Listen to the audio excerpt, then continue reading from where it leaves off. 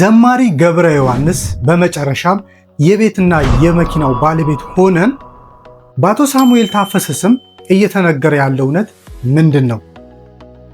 25 ሚሊዮን ብር ሊያጭበረብር ነው ተብሎ ክስ የቀረበበት ኑቲ ዳሎል ምን ምላሽ ሰጠ? አንገቷ ተከርክሮ ነበር የተባለላት የወጣቷ የትዕግስት የቀድሞ አለቃ ሚስጥር እና የጋዜጠኛ ተመስገን በአዲሱ የመጨረሻው ስንብት ዛሬ በዚህ ዝግጅታችን የምንዳስሳቸው አነጋጋሪ ጉዳዮች እነዚህ ናቸው። እንደምን አላችሁ የሐቅና መዝናኛ ቤተሰቦች? ዛሬ በማህበራዊ ሚዲያ ላይ መነጋገሪያ የሆኑና በጉጉት ሲጠበቅ የነበሩ 5 አበይት መረጃዎችን አሰናድጄላችኋለሁ። እስከ መጨረሻው አብራችሁን ቆዩ። ወደ መጀመሪያው ፕሮግራም ስናልፍ የዘማሪ ገብረ ዮሐንስ የቤትና የመኪና ቻሌንጅን ይመለከታል። ሁላችንም እንደምንገምተው ዘማሪ ገብረ ዮሐንስ ገብረ ጻድቅ በአገልግሎቱ የሚወደድ አባትና ወንድም ነው። ለዚህም ለረጅም ጊዜ የቤትና የመኪና ችግር እንዳለበት ሲነገር ቆይቷል። ቲክቶከሩ አዶናይ ጉዳዩን ወደ ህዝብ በማውጣት እንቅስቃሴ ከጀመረ በኋላ የመኪናው ጉዳይ ከምን ደረሰ እያሉ ብዙዎች እየጠየቁ ነበር። አዶናይ ሰሞኑን ባጋራው መረጃ መሰረት ለዘማሪ ገብረ ዮሐንስ መኪና የሚገዛ ተቋም ወይም ሹፌር የሚቀጥር ድርጅት በይፋ መገኘቱን በደስታ አብስሮናል። ይህ ትልቅ ስኬት ነው። ይናባት እንደምን አለ? እግዚአብሔር ይመስገን ደህና ነኝ፣ በጣም ደህና ነኝ። ዛሬ እንግዲህ የተገናኘ ነው የመኪና ሹፌር እና የቤት ቻሌንጅ ለማስጀመር ነው። እኔም በጣም በአቅሜ እየጣርኩኝ ነበረ ደግ ባለሀብቶችን ለማግኘት ለመድረስ እየሞከርኩኝ እየደወልኩኝ ነበርና በጣም ደስ ብሎኛል።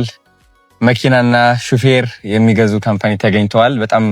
በጣም ደስታ ተሰምቶኛል። ጾም ሆነ እንጂ ለልን አይሎ ቀውጢና አይኖ ጾም ሆነና እንዳውም ቅድም እግረ መንገድህን አጨበጨብኳል ትንሽ ለምዶብኝ እጄ ደግሞ አንዱ ክራር አንዱ ማይክ ስለያዘ የት ላድርገውና በትንሹ እንዲህ አድርጌ ነበር። ስርዓቱን ስላፈረስን ይቅርታ እንጠይቃለን። ይቅርታ እንጠይቃለን። የአቶ ሳሙኤል ታፈሰስ መረጃ እውነታ ይሁን እንጂ ባለሀብቱ አቶ ሳሙኤል ታፈሰ ለዘማሪው ቤት ሰጥተዋል የሚለው ወሬ በማህበራዊ ሚዲያ ላይ በስፋት እየተሰራጨ ይገኛል። እስካሁን ድረስ ከአቶ ሳሙኤልም ሆነ ከአዶናይ በኩል የተሰጠ ይፋዊ ማረጋገጫ የለም።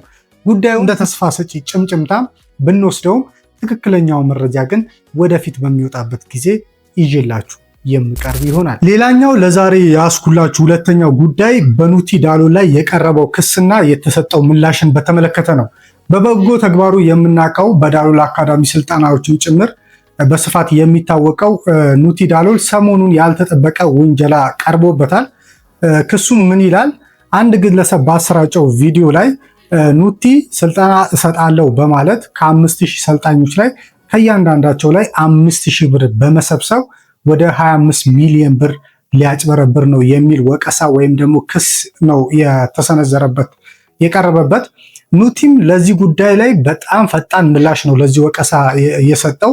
እስካሁን በወላይታ ሶዶም ሆነ በአዳማ የሰጠዋቸው ስልጠናዎች ሙሉ በሙሉ በነፃ ነው ሲል አስተባብሏል። ጉዳዩን አንድም ሰው ሳንቲም የከፈለ ሰው የለም፣ ካለም በኮሜንት ስር ይናገር ሲል ሞግቷል። በሐዋሳ ለሚደረገው ስልጠና ማንም ክፍያ እንዳይጠይቅ ሲልም አሳስቧል። እስቲ የቀረበበት ክስና እሱ የሰጠው ምላሽ በተከታታይ ተመልክተን እንመለስ። ኑቲ ዳሎል ምን እያለን ነው? በዜሮ ካፒታል ሀብታም የምትሆንበትን ስራ ልንገራችሁ ብሎ እየቀባጠረላችሁ ነውና ኑቲ ዳሎል ከዚህ በፊትም ቤታችሁ ቁጭ ብላችሁ ሀብታም የምትሆኑበትን ይህን ዌብሳይት ተጠቀሙ እያልክ እኛ ለፍተን ጥረን ላባችንን ጠብ አድርገን እንኳን ያላለፈልንን ሰዎች ስታጃጅን ነበርና የሰዎች ስራ አጥነት ለእናንተ የቪው ማድመቂያ ሆኗልና ስራ አጥነት ኢትዮጵያ ውስጥ አለና ከመሬት ተነስተ በባዶ እጅ ተነስተ ሀብታም የምትሆንበትን ልጠቀም ብለህ የአንተ ቪዲዮ ሰው እንዲያይልህ እየቀሰቀስክ ነውና አንተ ዶክተር አይደለ እንዴ? ዶክተሬትን እንኳን የቀየርከው እኮ ስለማዋጣ ነው። እስከ ዶክተሬት ተምረህ እና የሰዎች በስራ አጥነታቸው ላይ ለመነገድ የምትሄድበትን ነገር ግን አቁም። አንተም እንደሸቱ እየሆንክብኝ ነው ወዳጄ፣ አረጋጋው በመድኃኒዓለም። ስራ አጣን ማለት የእናንተ መቀለጃ ነን ማለት አይደለም። ይህንን ቪዲዮ ብለህ እንዴት ታወጣለህ? አሁን እየመከርክ ነው። ቪዲዮ እንዲታይልህ ነው እንደዚህ አይነት ርዕስ እየሰጠ የምታመጣውና በዜሮ ካፒታል ሀብታም ትሆናለህ። አረ ኑቲ አንተ እንኳን ዶክተር ነህ፣ አንተ እንኳን ሲተው በመድኃኒዓለም እንደዚህ አይነት ነገር እስቲ አንዴ ይህን ቪዲዮ አይተን እንመለስ። 25 ሚሊዮን ብር በጠራራ ፀሐይ ዩኒታ እንዴት እንደሚያጭበርባችሁ ልንገራችሁ። እግዚአብሔር ምስክሬ ነው። 5 ሺህ ብር ክፈሉኝና 5,000 ሰው አስመጥናችኋለሁ፣ በወር 150 ሚሊዮን ብር እንድታገኙ አረጋችኋለሁ ብሎ ወላይታ አጭበረበረ። በየክልሉ ዞራሉ ብሎ እኮ ነው። እሱ ብቻውን ስንት ብር እንደሚሰራ ታውቃለህ? 25 ሚሊዮን ብር ነው። 5,000 ሰው ሰልጣኞቹ ሁሉ 5,000 ብር እንዲከፍሉት ያደረገ ነው። ወላይታ ያጭበረበራቸው ሰዎች ደርሶኝ አዲስ አበባ እኔ እኮ አዲስ አበባ የመሀል ሀገር ሰው እንደዚህ ፓራ መቼ ነው የሆናችሁት? ይሄን ቪዲዮ በጣም ብዙዎቻችሁ ይላካችሁልኝ ነበር። መልስ እንድሰጥ ፈልጋችሁ የጠየቃችሁኝ ሰዎችም አላችሁ። እስቲ እኔ ከማወራ አዳማና ወላይታ ሶዶ የነበራችሁ ሰዎች የከፈላችሁት ነገር አለ? እስቲ እናንተ ኮሜንት ላይ ንገሩኝ። በጣም ብዙዎች በሺዎች የሚቆጠሩ ወጣቶች ነበሩና ስንት ብር ከፈላችሁ? እስቲ ኮሜንት ላይ አሳውቁ ለማያውቁ ሰዎች። ለማንኛውም ሐዋሳ ደግሞ ከነገ ወዲያ ቅዳሜ ጠዋት 3 ሰዓት ተኩል ሴንትራል እንገናኝ። በራሴ ተነሳሽነት እያደረኩ ያለሁት ነገር ነው። ምንም የምትከፍሉት ነገር የለም። እሱም ቢሆን በደንብ ኢንፎርሜሽን ቼክ ባለ ማድረግ ይመስለኛል። ቪዲዮን አጥፍቶታል አሁን ላይ። ስለዚህ ግን ብዙ ሰዎች ይሄን ቪዲዮ ካዩ በኋላ ኮንፊውዝድ ስለሆኑ ነው ይሄንን መልስ እየሰጠው ያለሁት። ሌላው ደግሞ ወደ ሁሉም ከተሞች ስንመጣ ቀድመን ከመንግስት ፍቃድ አግኝተን ነው የምንወጣው። ከዛ ከተማ አስተዳደር ትክክለኛ ፍቃድ ካላገኘን አንመጣም። ስለዚህ መንግስት የሚያውቀው ነው፣ እኛም ምንም አናስከፍላችሁም። ስለዚህ እንደዚህ አይነት ኮንፊውዥን ውስጥ አትግቡ። ይሄ ነው እውነታው ማለት ነው።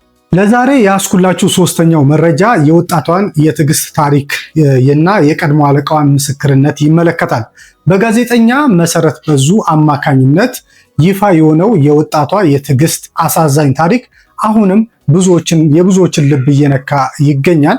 ትዕግስት ቀደም ሲል በአስተናጋጅነት ተሰራበት የነበረው ሬስቶራንት ስራ አስኪያጅ አቶ አንተነህ ምትኩ በአንድ የሚገርም ምስክርነት አጋርቶናል። ህመሟን ደብቃ ትሰራ ነበረ። አቶ አንተነህ ሲናገር ትዕግስት መጀመሪያ ስራ ስትቀጠር አንገቷ ላይ ያለውን ጠባሳ አይቼ ራሷን ለማጥፋት ሞክራ እንደነበረ ጠርጥሬ ነበር ይላል ቃሉን ሲናገር ማለት ነው። ትዕግስት ግን ያንን ሁሉ ስቃይና ህመም በፈገግታ ደብቃ በቀን ለ11 ሰዓት ያህል ቆማ ታገለግል ነበር፣ ሰርቪስ ትሰጥ ነበረ ብሏል። ዛሬ በሚዲያ ታሪኳ ሲሰማ እንዲህ ያለ ከባድ መከራ የተሸከመች መሆኗን አላውቅም ነበር በማለት በትዝታና በቁጭት ተናግሯል። ወደሚቀጥለው ጉዳይ ስናልፍ የኖርዌዣዊቷ ወጣት ለኢትዮጵያ ያላት ልዩ ፍቅር፣ መልኳ ፈረንጅ ቢሆንም ውስጧ ግን በሙሉ አበሻ የሆነች የኖርዌይ ዜጋ ታሪክ ለብዙዎቻችን አነጋጋሪም አስገራሚ ይሆናል። ሰሞኑን በቲክቶክ ማህበራዊ ሚዲያ ላይ ብዙ አይታችኋታል። ታሪኳን በአጭሩ